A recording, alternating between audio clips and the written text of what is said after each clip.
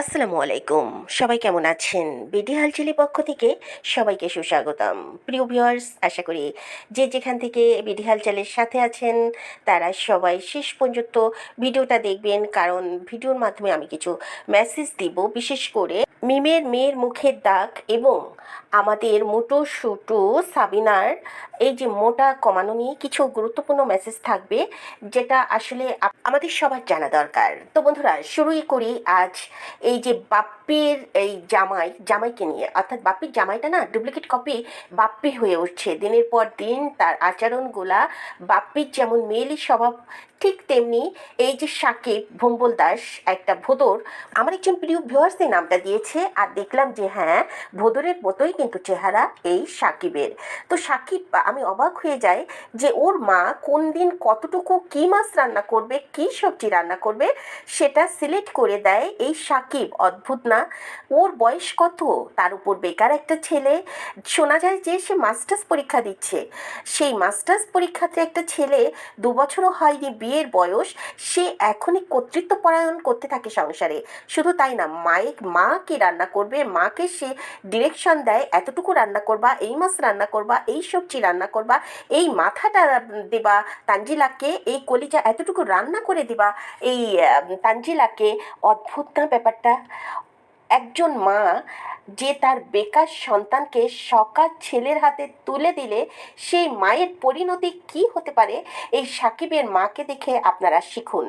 কখনো ছেলেকে প্রতিষ্ঠিত না করে কখনো বিয়ে দিতে যাবেন না। বিশেষ করে বউ যদি প্রতিষ্ঠিত হয়, ছেলে যদি বেকার থাকে, সেই শাশুড়ি শ্বশুরের জীবনটা একেবারে শেষ। একসাথে যদি থাকেন, শ্বশুর শাশুড়ি যদি বেকার থাকে, ছেলে বউয়ের উপর ডিপেন্ড থাকে, তাহলে তাদের যে কতটা কষ্ট সেটা আমরা দেখতে পাচ্ছি এই সাকিবের মাধ্যমে। খুব অবাক লাগে। সামান্য হাফ কেজির মতো কলিজা এনে দিয়েছে, সেই কলিজাটুকু সাকিবের মা সবটুকু রান্নার জন্য হয়তো বা কুটেছিল, সেটাও সাকিব দেখে বলল যে এত কলিজা কেন রান্না হচ্ছে, এইটুকু কলিজা, ইত্যাদি ইত্যাদি। সে তার মাকে ডিরেকশন দিচ্ছে। আরও অবাক হয়েছে কখন জানেন? এই যে তানজিলা আজ খুব লেকচার দিল ভিউয়ার্সদের। আমি গতকালই বলেছিলাম যে তানজিলার আচরণ না ওই যে সানবিস বাই তন্নির মতো। সেই তন্নি যেরকম ভিউয়ার্সদের গালিগালাজ করে, ভিউয়ার্সদের বিভিন্ন কমেন্টসের উত্তর দিয়ে থাকে কটু কথায়, আজ কিন্তু সেইভাবেই এই তানজিলা তার ঘর থেকে বের হচ্ছে। বের হওয়ার আগে রান্নাঘরে ঢুকলো, কি কি রান্না হবে সে দেখে তবে বাইরে গেল। সে কি কি রান্না হবে দেখছে, তার নানি শাশুড়ি রান্নাঘরে দেখাচ্ছে, এবং মূলা কি দিয়ে রানবে তার শাশুড়িকে, শ্বশুরের পছন্দ, সেটা আবার সাকিব বলছে তোমার শ্বশুরের পছন্দ মূলা। তা বলছে কি জানি আমার শাশুড়ি কি দিয়ে মূলা রান্না করবে, সাকিব বলছে ওটা বেগুন দিয়ে রান্না করবে। চিন্তা করতে পারেন, সাকিব সকালবেলা উঠেই কি কি হবে না হবে, তার মার রুটিন আজ কিভাবে চলবে, সাকিব নির্ণয় করে। ছেলে কখন রান্না রাখবে, রান্না কখন করবে, কি কি রান্না করবে, ছেলেকে কখন খাওয়াবে, কখন গোসল করবে, সব নখ দর্পে হিসাব নেয় সাকিব, যেটা সাকিবের কথাতে বোঝা গেল। তো বন্ধুরা, তানজিলা বের হওয়ার পর বলছিল যে এই যে আমাদের দেখেন, আমরা 2 ঘন্টার বেশি থাকতে পারি না। একজন মা যার বাচ্চা আছে, সে 2 ঘন্টার বেশি বাইরে থাকলে মাই তো অসুস্থ হয়ে পড়ে। কি ইঙ্গিত দিয়েছে আমরা অবশ্যই বুঝতে পারছি যে সে বলতে চাচ্ছে যে একজন মা যে তার বাচ্চাকে দুগ্ধ পান করে, তার দুগ্ধ যদি 2 ঘন্টার মধ্যে পান না করা হয়, সেই মায়ের বেস্টে ব্যথা আসে। আরে মহিলা, তানজিলা তো একটা মহিলাই। তোকে বলছি, তুই তো বাচ্চাকে খাওয়াসি না, তাই তো তুই এখন সাইড ওন্না পরে একটু মানুষকে দেখানোর চেষ্টা করিস। আগে তো কিছুই ছিল না, মানে কি বলবো, কাঠিকুঠির মধ্যে একটুখানি যা হোক ছিল। শুনতে খারাপ লাগছে, বাট আমি মানে বলছি বাস্তবতার খাতিরে আপনাদেরকে। তো একটু সেইভাবেই ধরে নেবেন যে এই মহিলা এখন সে সাইড ওন্না পরে তার বেস্ট একটা বের করে দেখায়, এবং সেটা আবার বলেও দিল যে 2 ঘন্টার বেশি থাকতে পারে না, বেস্টের যন্ত্রণা হয়। খাওয়ালে তো যন্ত্রণা হবে, তোমার বেস্ট সেটা দেখেই আমি বলছি তুমি সেটা অলরেডি টানিয়ে ফেলেছো। আমরা মহিলারা বুঝি কোন মায়ের দুগ্ধ পান করায়, কোন মা না করিয়ে থাকে। তুমি যদি সত্যি সেরকম কিছু হতো, তাহলে তোমার অবস্থা হতো এখন প্রায় সাবিনা মিমের মতো, কিন্তু তোমার অবস্থা সেরকম মোটেও নয়। তো বন্ধুরা, সে যে বলেছে 2 ঘন্টা বাইরে থাকতো, কিন্তু সে পরক্ষণেই আবার ব্যাংক থেকে বলল যে আজকে কিন্তু রান্না দেখেছে তেমন সুবিধার হয়নি, ওই যে মূলা টুলা রান্না করবে এটা তার পছন্দ হয়নি। তাই সে কি করলো, বলল যে এই যে ব্যাংকে এসেছিলাম ভাবছিলাম 2 ঘন্টায় কাজ শেষ হবে, তো 4 ঘন্টা লেগে গেল। তাই খুব ক্ষুধা পেয়েছে, বাইরে থেকে সে বিরিয়ানি হাঁকিয়ে আসছে, বিরিয়ানি খাবে, ডিম খাবে, সেগুলা খেয়ে টেয়ে সে রিল্যাক্সে হাজবেন্ড ওয়াইফ বাসায় আসছে। কম করে হলো 5-6 ঘন্টা। তাহলে যে তুই মহিলা বললি যে 2 ঘন্টা থাকতে পারিস না, তুই 5 ঘন্টা থাকলি কি করে? তো বন্ধুরা, সাকিবের অবস্থা এবং এই যে তানজিলা যে মিথ্যাবাদী, আর নিশ্চয়ই আপনাদের বলতে হবে না। চলে আসুন এবার আপনাদের মিমের কথায়। মিম আপা, মিমের আপা চলে গেল খুলনাতে, কিন্তু খুলনায় নাকি তার ভাই দাঁড়িয়ে থাকবে, ভাইয়াকে দাঁড়িয়ে থাকতে বললো, ভাইয়া যেন তাকে রিসিভ করে নিয়ে যায়।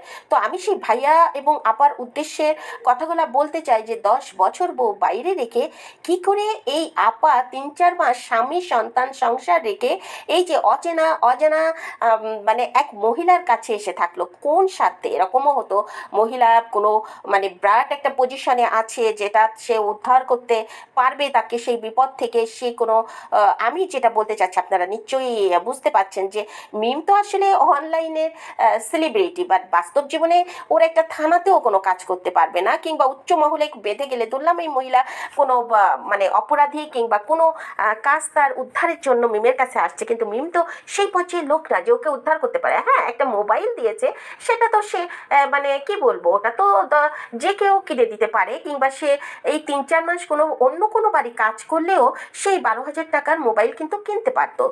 বাট কোন খাতিরে কেন এসে এই মিমের বাসায় লুকিয়ে থাকলো, মিমের বাসায় এসে কাজ করলো কাজের মহিলার মতো? এই কথা কিন্তু মিম বলেছে আমাদেরকে পরে জানাবে, তো আমরা পরে জানার অপেক্ষায় থাকলাম। যদি মিম ক্লিয়ার করে অবশ্যই জানবো। আর হ্যাঁ বন্ধুরা, মিম বলছিল যে অনেকেই জিজ্ঞাসা করেছে তার মেয়ের মুখের ওই লাল স্পটটা কিসের। তো আমি বলছি ওটা কিসের, ওটা হলো জন্মগত দাগ। যদিও মিম বলেছে যে ওটা নাকি 3 দিনের দিন 2টা মশা কামড়িয়েছিল, একটা দাগ চলে গিয়েছে আর একটা যায়নি, একদম না। ওটা হলো এক ধরনের স্ট্রবেরি ইনজুরি। এই স্ট্রবেরি ইনজুরি জন্মগতভাবে একটা দাগের মতো ধরা হয়, বাট এটা সাধারণত 12 বছর থেকে 18 বছরের মধ্যে এটা চলে যায়। বাট এটা কিন্তু একটু বড় হয়, বেশ বড় হয়। আমি মিমকে বলবো, মিম যদি এই ভিডিও দেখে থাকে এবং আপনারা এই ধরনের সাপার হতেই পারে, এটা কোনো ব্যাপার না, বাচ্চাদের হতেই পারে, নো টেনশন, একদম টেনশন করবেন না। বড় জোর একটা স্কিন ডাক্তার দেখাতে পারেন, বাট এটা নিয়ে টেনশনে কিছু নেই, কোনোভাবে এটার উপর হাত দেওয়া উচিত নয়। কিংবা যাই হোক, এটা কিন্তু 12 থেকে 18 বছরের মধ্যে দাগটা পর্যন্ত উঠে যায়। হ্যাঁ, তারপরেও কথা থাকে, যদি কারোর দাগ না ওঠে তাহলে 20 বছরের পর সে স্কিনে একটা লেজার অপারেশন করে নিতে পারে। খুব সিম্পল, কসমেটিক্স যে লেজার, এটা করলেও হয়। তো লেজার, কসমেটিক্স লেজার করলেই কিন্তু এই দাগটা উঠে যায়। এটা নিয়ে নো টেনশন, কিংবা এটা নিয়ে কোনো মানে কি বলবো, এটা নিয়ে টেনশনের কিছু নেই। তো আরও ছড়াবে এই মিমের এই বিউটি স্পট। তো মিম বলেছে এটা আঁচলে কিংবা তিল এ জাতীয় কিছুই নয়, এ হলে কিন্তু কালো হতো। হ্যাঁ, আঁচলি অনেক সময় লাল হয়, সেটা কিন্তু উঁচু হয় আঁচলিটা, আর তিল হলে কালো হয়। ওটা যেহেতু কালো নয় এবং বেশ বড় সড়ো দেখলাম একটা টিপের মতো, ওটাও হলো এই যে আমি বলেছি যে স্ট্রবেরি ইনজুরি, এটা হলো সেটা। অনেকে এটাকে জট না জটুলা কি বলে থাকে, এটা কিন্তু জট জটুলাও নয়, যেহেতু এটা কালো লাল এবং আস্তে আস্তে এটা একটু উঁচু হবে। এটা 1 বছর পর্যন্ত একটু ছড়ায় এবং উঁচু হয়। আমি একটা ছবি দিয়ে দিয়েছি, আপনারা কাইন্ডলি ছবিটা দেখে নেবেন। আর এই তো ছিল কথা। আর ওদিকে চলুন, যে মেসেজটা দিব বলেছিলাম সেটা দিয়েই দিই। আপনারা দেখতে পাচ্ছেন যে এই মুটু সুটু বন্য হাতি সাবিনা কিছুদিন পর পর জিমে যায়, আবার বন্ধ করে, আবার তার শরীরটা বন্য হাতির মতো হতে থাকে, ইচ্ছা মতো কাজ করে, ইচ্ছা মতো খায়। এভাবে কিন্তু কখনো কোনো জিম হয় না। আমি বলবো যে জিম করতে হলে নিয়মিত একটা সময় বের করতে হবে, এবং কমপক্ষে সপ্তাহে 4 দিন 3 দিন জিম করতেই হবে। 4 দিন করলে উঠতাম, সেখানে 3 দিন করতেই হবে। খাওয়া দাওয়া কন্ট্রোলে করতে হবে, এবং এই জিম ছেড়ে দিলে আপনি আগের জায়গায় তো আসবেনই, প্লাস হলো আরও মোটা হওয়ার সম্ভাবনা থাকে। তাই আমি বলবো বাঙালি মহিলাদের জিমে যাওয়ার কোনো খুব একটা দরকার নেই। যদি আপনাকে মানে জিম করতেই হয়, আপনি ঘরে বসে প্রতিদিন 10 মিনিট হাঁটুন, জোরে জোরে হাঁটুন এবং লম্বা হাঁটুন। আপনি কখনো সিঁড়িতে ওঠানামা করে ব্যায়াম করার চেষ্টা করবেন না, এতে আপনার হাড়ের সমস্যা হবে। আর একটি গুরুত্বপূর্ণ যে কথা আমি বলতে চেয়েছি সেটাই বলি, গরম পানি, হ্যাঁ কুসুম গরম পানি যদি আপনি খাওয়া অভ্যাস করেন, বিশেষ করে সকালবেলা ঘুম থেকে উঠে ব্রাশ করে প্রথমেই যে পানিটা খাবেন সেটা হবে কুসুম গরম পানি। সেই পানিটা দিয়ে আপনি শুরু করবেন আপনার ঘুম থেকে ওঠার সকালটা। তারপর আপনি 10 মিনিট হাঁটলে জাস্ট এনাফ। এবং আপনারা অনেকেই আছেন লেবু পানি খান, আমি রিকোয়েস্ট করব লেবু পানি আপনি খেতেই পারেন, কোনো সমস্যা নেই, কিন্তু গরম পানিতে খাবেন না। যখনই আপনি লেবুটা গরম পানিতে দিবেন তখনই আপনার লেবুর ভিটামিন সিটা নষ্ট হয়ে অ্যাসিডিটি হয়ে আপনাকে আরও শরীরটা নষ্ট করবে। আপনার লেবু পানি খেতে হলে আপনি নর্মাল পানিতে খান। আর কখনো মনের ভুলেও চেষ্টা করবেন, খাওয়া যাবে না কিংবা সেটা না, আপনারই ভালোর জন্য বলছি যে ঠান্ডা পানি খাবেন না। ঠান্ডা পানি কিন্তু আমাদের শরীরের জন্য মানে আমরা যে স্বাভাবিক যে তাপমাত্রায় থাকি সেই তাপমাত্রাটা যখনই শরীর গ্রহণ না করতে পারে তখন কিন্তু আমাদের শরীরে বিভিন্ন রকম অসুবিধা দেখা দেয়। তাই সবসময় চেষ্টা করবেন কুসুম গরম পানি খাওয়ার।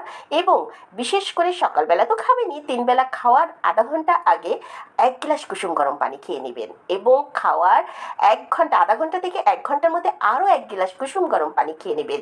তারপর দেখুন মাস না যেতেই আপনার শরীর থেকে মেদ কীভাবে উধাও হয়ে যায়, নিজেকে কেমন হালকা মনে হয়, গ্যাস্ট্রিকের সমস্যা দূর হবে, কোষ্ঠকাঠিন্য দূর হবে, সেই সাথে আপনার শরীরে যে ঘাম হয়ে, যেটার জন্য জিম করা হয়, সেই ঘামটা হয়ে শরীরের যে খারাপ যে মেদটা সেটা কিন্তু আমাদের এই টয়লেটের সঙ্গে, আমি বলে দিলাম, টয়লেটের সঙ্গে বের হয়ে যাবে। আপনার বারবার ইস্যু করতে যাবেন, সেই ইস্যুর সঙ্গে আপনার শরীরে বের হবে, আপনার ঘামের সঙ্গে বের হবে।